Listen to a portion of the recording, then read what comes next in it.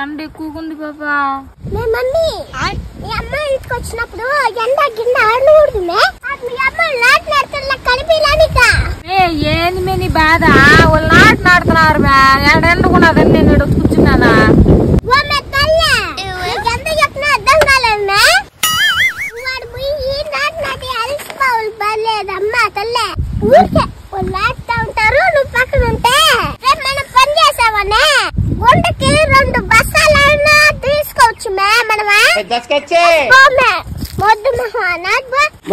ఏంది మే ఎక్కడ అరుస్తున్నావా నేనేం అరవలేదు మామ అమ్మనే లేసా కూర్చోమని ఇందాకేదేదో మాట్లాడినావు కదా మే నేను పోయి నిలబడుకుంటే గుంటకు 2 బస్తాలు లెక్కన తీసుకుంటామనే ఇప్పుడు మా తమ్ముడు వచ్చిన డైరెక్ట్ గడుగు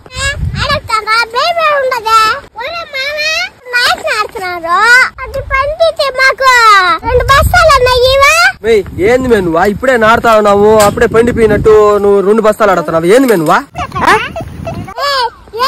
చెప్పింది నేను అడిగింది ఎవరు కష్టమే మన కష్టమే కదా మీ అమ్మాయికి అయితే కేజీలో పండుతుంది మనం కొనుక్కోవద్దా డబ్బులు పెట్టా అందుకని అడిగినాను ఇస్తా గుంటకు 2 మూటలు ఇచ్చేసా నేను నెత్తిని గుడ్డేసుకుని కూర్చుంటా కైలో గుడ్డ కాబట్టి చెప్తేసుకోరా నువ్వు నా గొంట్లకి 2 మూటలు వేయాలి నువ్వు పంపితే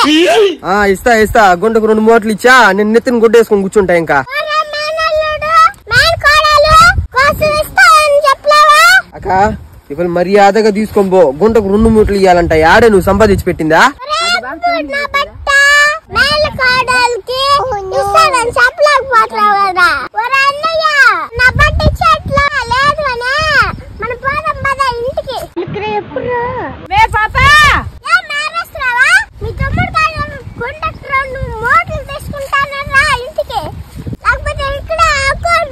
నేను హర్ట్ అయ్యాను